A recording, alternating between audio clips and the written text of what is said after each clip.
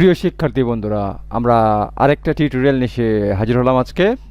তো সবার কি মনোযোগ আছে পড়াশোনার দিকে, মানে স্পোকেনের দিকে? যদি মনোযোগ না থাকে, ঝটফট করে আমি একটা বৃত্ত আঁকবো। একটা বৃত্ত আঁকছি, বৃত্ত আঁকার সঙ্গে সঙ্গে তোমরা আমার লেসনের দিকে মনোযোগটা চলে আসো। মনোযোগ মনোযোগ আমি বৃত্ত বৃত্ত ঘোরানো শুরু করছি, কিন্তু তোমাদের মনোযোগটা এই বৃত্তটা ঘুরবে, আর ঘোরার সাথে সাথে তোমাদের মনোযোগ ইউটিউবের দিকে চলে আসবে। ওকে, চলে আসছে? চলে আসে নাই? আবার দেখো, এই যে চলে আসছে, চলে আসছে, চলে আসছে, চলে আসছে, চলে আসছে। বৃত্ত ঘুরবে আর তোমাদের মনোযোগ হোয়াইট বোর্ডের দিকে চলে আসবে, চলে আসবে। আসে নাই? তাহলে তোমরা দুষ্ট ছেলের দল। ওকে, ক্লাস শুরু করছি। যদি না আসে তাহলে তোমরা দুষ্ট ছেলের দল। ওকে, আমরা এখানে ক্লাস শুরু করছি। আজকে আমরা প্রশ্ন করা শিখবো। কি শিখবো? প্রশ্ন করা। কীভাবে প্রশ্ন করতে হয়। গত ক্লাসে আমরা প্রশ্ন করেছিলাম, আজকে আমরা একটু অন্যভাবে শিখবো। সেটা হচ্ছে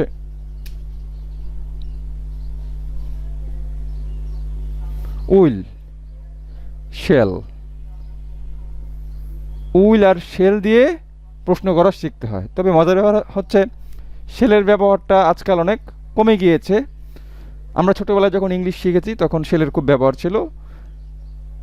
কিছু মাতব্বর দেশের কারণে এই শেলের ব্যবহারটা কমে গেছে। ওকে, সো আমরা শেল শুধু একটু বলে নেই, ফার্স্ট পার্সন আয়ের ক্ষেত্রে ব্যবহার করা হয়। আই শেল, আই উইল, দুটোই চলে। আই শেলও চলে, আই উইলও চলে, এখন দুটোই চলে। কিন্তু আমরা যখন ছোটোবেলায় ইংলিশ পড়তাম, গ্রামার শিখতাম, স্পোকেন বলো, রিটেন বলো, আয়ের পরে শেল ব্যবহার করা হতো। এখন শেলের যুগটা একটু হারিয়ে গেছে। সো আমরা শেলটা একটু অমিট করে দিলাম, আমরা উইলি ব্যবহার করব, কারণ ইংল্যান্ডও এটা মেনে নিয়েছে। আমাদের যে দাদা ইংল্যান্ড, সেটা মেনে নিয়ে ইংল্যান্ড দাদারা মেনে নিয়েছে যে না, ঠিক আছে, উইল আমেরিকার যে মাতবরি সেটা ইংল্যান্ড মেনে নিয়েছে, সে তারা উইল গ্রহণ করেছে। তো আমরা শেলের কথা বলে গেলাম। উইল মানে শেল, শেল মানে উইল, ওটা নিয়ে আমাদের মাথা ঘামানো লাগবে না। আমরা শুধু উইল নিয়ে মাথা ঘামাবো। কেন? উইল কখন ব্যবহার করে? ভবিষ্যৎকাল। ভবিষ্যৎ কি, এটা দুধের বাচ্চাও বুঝবে। ভবিষ্যৎ মানে হচ্ছে কি, যেটা আগামীকাল ঘটবে, মানে এখন ঘটবে না, 1 ঘন্টা পরে ঘটবে, 1 ঘন্টা পরে সে আসবে, 10 ঘন্টা পরে সে আসবে, মানে এখন না, এখন না। আমি যখন কথা বলছি এই যে এখন না, পরে, যেটা পরে ঘটবে, ওটা হচ্ছে ভবিষ্যৎ। তো ভবিষ্যৎকালের প্রশ্ন করতে গেলে আমাদের কি করতে হবে? এই উইল ব্যবহার করতে হবে। তোমার বোর্ডে দিকে একটু তাকাই, তাকাচ্ছি তো? হ্যাঁ, তাকাই। তুমি কি তার সাথে যাবে? তুমি কি তার সাথে যাবে মানে যাওয়ার কাজটা এখনো হয়নি, একটু পরে বা 1 ঘন্টা পরে বা 10 ঘন্টা পরে যাবে আর কি, মানে পরে যাবে আর কি, ওটাই বলছি। তুমি কি তার সাথে যাবে? ওকে, সেক্ষেত্রে আমরা উইল ব্যবহার করব। সে কি টিভি দেখবে? কাজটা এখনো হয়নি, হবে, উইল ব্যবহার করব। সে কি রাগ করবে? আমরা উইল ব্যবহার করব। ওকে, উইল ব্যবহার করতে হবে, ভবিষ্যৎকাল। ওকে, তো নিয়মটা কি? নিয়মটা হচ্ছে প্রথমে একটা উইল বসবে, তারপরে সাবজেক্ট বসবে, তারপরে ভার্ব বসবে, তারপরে আরও কিছু বসলে বসবে, তারপরে একটা প্রশ্নবোধক চিহ্ন বসবে। এটা হচ্ছে কি সূত্র বা ফর্মুলা। ঠিক আছে, তো আমাকে একটু মোছার একটু সময় দিলে ভালো হয়। এই তো এখান থেকে আমরা যদি আমরা উইলের ব্যবহার পারি, তাহলে আমাদের এখানে স্পোকেন ইংলিশে কোটি কোটি, মিলিয়ন মিলিয়ন প্রশ্ন আমরা করতে পারবো, প্রশ্ন করতে পারবো, প্রশ্নের উত্তরও দিতে পারবো, উত্তর দিতে পারবো, প্রশ্ন করতে পারবো, প্রশ্নের উত্তরও দিতে পারবো। কিভাবে?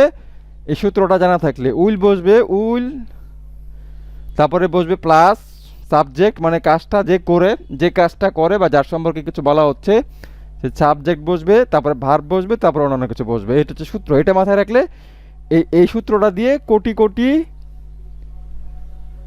স্পোকেন ইংলিশের কোটি কোটি বাক্য তৈরি করা যাবে উইল দিয়ে। কিভাবে? এই যে সূত্রটা, উইল, সাবজেক্ট আর ভার্ব। ওকে, আমি এখানে উদাহরণ হিসেবে 1টা 2টো 3টো দিলাম, তোমরা তোমাদের মতো করো বানিয়ে নেবে, লক্ষ লক্ষ সেন্টেন্স বানিয়ে নেবে। তো শুরু করছি। তুমি কি তার সাথে যাবে? প্রথমে কি বসাইতে হবে? উইল। এই যে উইল বসালাম, উইল। তারপরে কি বসাইতে হবে? সাবজেক্ট। এখানে সাবজেক্ট কি? যাওয়ার কাজটা কে করছে? কাজটা যে করে সেই সাবজেক্ট। তো যাওয়ার কাজটা করে তুমি, তাহলে ইউ। তারপরে কি বসাতে হবে? ভার্ব। এই যে ভার্ব। তারপরে অন্যান্য জিনিস বসবে। Will you go with him? বুঝতে পারোনি? তাহলে দ্বিতীয়টা খেয়াল করো। যে কোনো প্রশ্ন করতে গেলে আমাদের এই ফর্মুলা বা সূত্রটা আমাদের মনে রাখা লাগবে। উইল বসাইতে হবে, প্লাস মানে যোগ, সাবজেক্ট বসাইতে হবে, ভার্ব বসাইতে হবে, তারপরে অন্যান্য কিছু বসাতে হবে। এইভাবে সিরিয়াল অনুসারে বসাইতে হবে। তাহলে আমরা বসাই, সে কি টিভি দেখবে? কি কাল একটা বে আছে, দেখবে, ব ব, যাবে, করবে, কি আছে একটা বাংলা একটা ব থাকবে, ব, ভবিষ্যৎকাল, ব, যাবে, খাবে, আসবে, ঘুমাবে, ইত্যাদি ইত্যাদি। ওকে, তাহলে সে কি টিভি দেখবে? তাহলে আগে উইল বসাবো, উইল বসাইলাম, সাবজেক্ট বসাবো, সাবজেক্ট, সাবজেক্ট কে? সাবজেক্ট হচ্ছে সে, হি। তারপরে কে? দেখা, টিভি দেখা কি? Watch TV. Will he watch TV? তার মানে উইল হি ওয়াচ টিভি, সে কি টিভি দেখবে? এটা আমি সূত্রটাকে ফলো করলাম। মানে আগে উইল বসাইছি, সাবজেক্ট বসাইছি, ভার্ব বসাইছি, তারপরে অন্যান্য জিনিস বসাইছি, এই তো হয়ে গেল, সহজ কথা। তারপরে সে কি রাগ করবে? তো একই জিনিস, আগে উইল বসাবো, উইল বসাইলাম, সাবজেক্টকে, রাগ করার কাজটা কে করবে? রাগ যে করবে, রাগ করার কাজটা যে করে সে হচ্ছে সাবজেক্ট, সে রাগ করবে, তাহলে উইল হি বসলো। সাবজেক্ট, ভার্ব বসবে, ভার্ব হচ্ছে will get angry, will he get angry. Okay, এগুলো আমরা প্রশ্ন করা শিখলাম, 3টা প্রশ্ন করা আমরা শিখলাম। তুমি কি তার সাথে যাবে? সে কি টিভি দেখবে? সে কি রাগ করবে? 3টা প্রশ্ন করা যদি আমি বুঝতে পারি, আমি যদি সত্যি বুঝতে পারি 3টা প্রশ্ন, যদি আমি আসলে বুঝতে পারি, তাহলে আমি কোটি কোটি সেন্টেন্স তৈরি করতে পারবো, আমার মুখস্থ করা লাগবে না। ওকে, তো উত্তরটা কি হবে? 3টা প্রশ্ন করলাম, প্রশ্ন করা শিখলাম, উত্তর দিতে গেলে আমাদের বলতে হবে yes I will, no I won't. Yes I will এটার মানে হচ্ছে ইয়েস ইয়েস আই উইল, হ্যাঁ আমি করব, নো আই ওন্ট, না আমি করব না।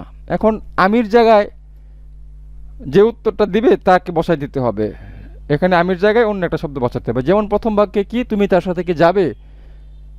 আমাকে কেউ প্রশ্ন করলো will you go with him, এখন আমি যদি যাই তাহলে বলবো যে আই ইয়েস আই উইল, আর যদি আমি না যাই তাহলে বলবো আই ওন্ট।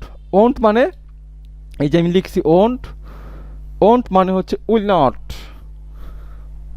উইল নট, এই যে একটা আছে উইল, এই যে একটা নট, উইল নটকে সংক্ষেপে কি বলে? ওন্ট বলে। ওকে, দ্বিতীয় প্রশ্নে চলে যাই, সে কি টিভি দেখবে? Will he watch TV?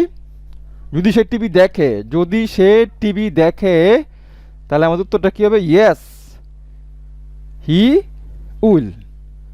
আর যদি সে টিভি না দেখে তাহলে হবে নো হি ওন্ট, সে দেখবে না। তৃতীয় প্রশ্নে চলে যাই, সে কি রাগ করবে? যদি সে রাগ করে তাহলে হবে ইয়েস হি উইল। আর যদি সে রাগ না করে তাহলে হবে নো হি ওন্ট, সে রাগ করবে না।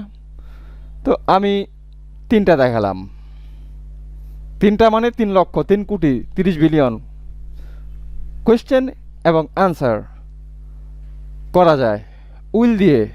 ওকে, কেমন লাগলো আমার টিউটোরিয়াল? নিশ্চয়ই ভালো লাগেনি, ভালো না লাগারই কথা, কারণ আমি ভালো পড়াতে পারি না। ঠিক আছে, পরবর্তী ক্লাসে আবার দেখা হবে। টাটা, বাই বাই, আল্লাহ হাফেজ।